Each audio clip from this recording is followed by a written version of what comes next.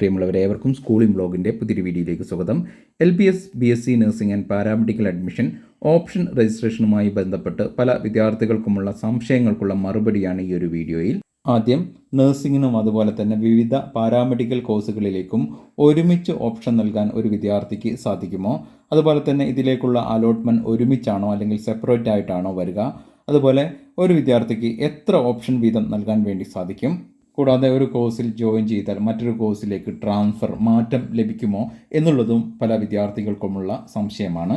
ഇപ്പോൾ അപ്ലൈ ചെയ്തിട്ടുള്ള ഓരോ വിദ്യാർത്ഥികൾക്കുമുള്ള താൽക്കാലിക ഇൻഡെക്സ് മാത്രമാണ് പ്രസിദ്ധീകരിച്ചിട്ടുള്ളത്.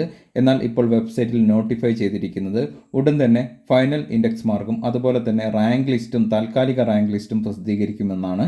എന്നാൽ ഇതുമായി ബന്ധപ്പെട്ട കാര്യത്തിൽ ഡീറ്റെയിൽസുകൾ ലഭിക്കാൻ വേണ്ടി ഇന്നലെ LBSുമായി ബന്ധപ്പെട്ടപ്പോൾ അവർ അറിയിച്ചത് ഈ ഒരു വീക്കിൽ വെള്ളി അല്ലെങ്കിൽ ശനി ദിനങ്ങളിലായിരിക്കും, ഇതിൽ ഏതെങ്കിലും ഒരു ദിനമായിരിക്കും റാങ്ക് ലിസ്റ്റ് വരിക എന്നാണ് അവർ ഫോൺ വഴി അറിയിച്ചിട്ടുള്ളത്. റാങ്ക് ലിസ്റ്റ് വന്നാൽ ഉടൻ തന്നെ അപ്ഡേഷൻ ഈ ഒരു ചാനൽ വഴി നിങ്ങൾക്ക് ലഭിക്കുന്നതാണ്. ഇനി ഓപ്ഷൻ രജിസ്ട്രേഷനുമായി ബന്ധപ്പെട്ട് പല വിദ്യാർത്ഥികൾക്കുമുള്ള സംശയങ്ങളിലേക്ക് പോകാം. ഓപ്ഷൻ രജിസ്ട്രേഷൻ ആരംഭിച്ചാൽ കൃത്യമായിട്ടുള്ള എല്ലാ ഡീറ്റെയിൽസുകളും അടങ്ങിയിട്ടുള്ള ലൈവ് ഡെമോ വീഡിയോ ചാനൽ വഴി അപ്ലോഡ് ചെയ്യപ്പെടുന്നതായിരിക്കും.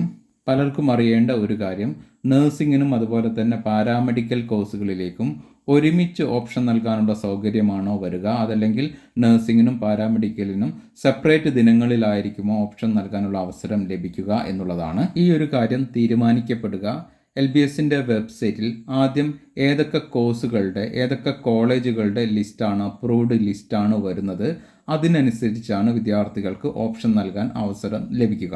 കഴിഞ്ഞ വർഷം ആദ്യം വന്നിരുന്നത് നഴ്സിംഗിൻ്റെ അപ്രൂവ്ഡ് കോളേജ് ലിസ്റ്റായിരുന്നു. അതുകൊണ്ട് വിദ്യാർത്ഥികൾക്ക് ആദ്യം അവസരം ലഭിച്ചിരുന്നത് നഴ്സിംഗിലേക്ക് മാത്രം ഓപ്ഷൻ നൽകാനായിരുന്നു. പിന്നീടാണ് പാരാമെഡിക്കൽ കോഴ്സുകളുടെ കോളേജുകളുടെ അപ്രൂവ്ഡ് ലിസ്റ്റ് വന്നത്. അതായത് നഴ്സിംഗിൻ്റെ 3 അലോട്ട്മെൻറ്റുകൾ കഴിഞ്ഞതിന് ശേഷമായിരുന്നു പാരാമെഡിക്കൽ കോഴ്സുകളുടെ college course list, approved list വെബ്സൈറ്റിൽ വന്നിരുന്നത്. അങ്ങനെ ആ ഒരു സമയത്താണ് പാരാമെഡിക്കൽ കോഴ്സുകളിലേക്ക് ഓപ്ഷൻ നൽകാൻ വിദ്യാർത്ഥികൾക്ക് അവസരം ലഭിച്ചിരുന്നത്.